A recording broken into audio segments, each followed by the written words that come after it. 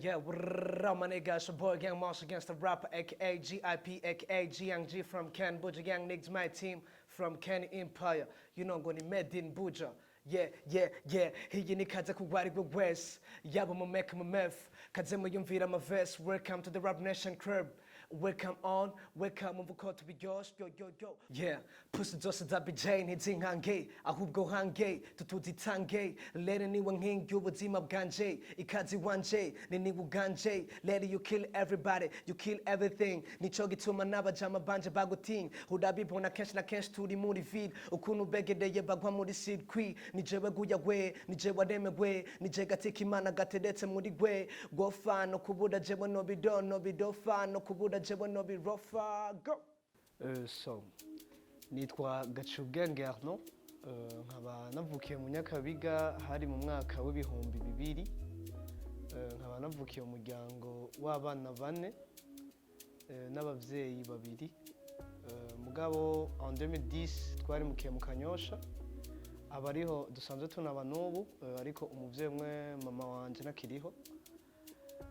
Nkaba rero ariho mba, family iraho niho tuba, hama nkaba ndi umunyeshure, nkaba ndi mu mwaka wa nyuma urangiza amashure yisumbuye, mbere novuga secondaire. Nkaba niga umwaka wa nyuma, niga igisata ca économique, section économique, niyo ndiko ndarangiza. Nkaba niga kuri Ntare Rugamba, isanzwe iherereye ngaha mwijabe.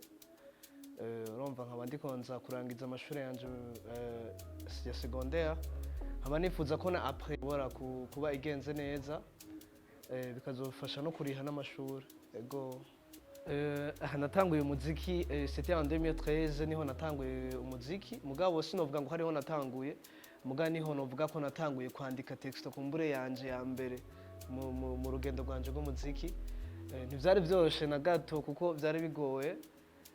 Vyari bigoye kuronka ubufasha, vyari bigoye kuronka umuntu akwereka inzira, kandi ntiwize sinizegwa, umva nari nkiri n'umupeto ukuntu.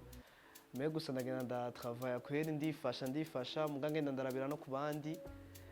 Mu mwaka wa 2014 niho nashoboye kugenda muri studio, muga ntivyagenda neza. Nkaba rero gushika isaha narakoze ndakora, haragira yaho ntangura kubona ivyo ndirimba bikunda abantu. Nk'iki kwise Dilake kugira mbone yuko rero namenye umuziki, nk'iki kwise Dilake hariyo club yitwa Rap Nation.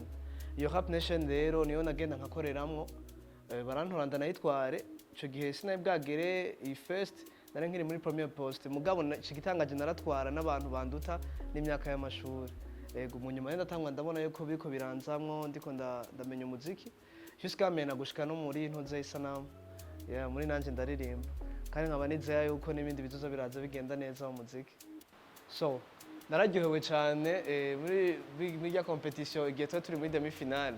Sinigeze menya yuko bishobora kugenda kurya, me yabaye nk'ama miracle kweri. Naje ubwanje naribuze kubona igihangange mu muziki nka Fizzo, ashobora kwiyumva kujyanya mwe ndiko ndaririmba. Ubwanje narabona ko bitokunda, bitonashoboka na gatoya.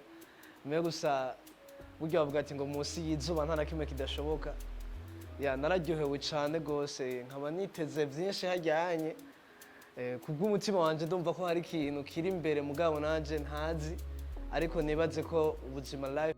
Fizzo yarampaye n'isaha, iyo saha vraiment nababwira yuko n'ubunye irabitse kuko iyo izo zirakoreshwa ndayambara ku ma evenement komakomeye, par exemple nka finale iyo nzoba nambaye n'akabanga nibi abo turi kumwe tuko turahiganwa. Ego kweri, ni kuvuga yuko nandi ma evenement zarakurikira, niyo nzo ndambara kugira ndayiha agaciro ikwiriye vraiment ko nayihawe n'igihangange mu muziki. Amajiga ku batanzi nasomye kibici cyo hanzi, kikimwe cahajya gipanze, sanga madame niho yantanzi, tunjiye camfashe white kwitiko ya fashion, madame bibone yavuze amakofi yandashe. Nasanze je ntekereza kuntera ikofi mwitegereza begane biki ko wiboreza masuka mengo ni mubereza girl.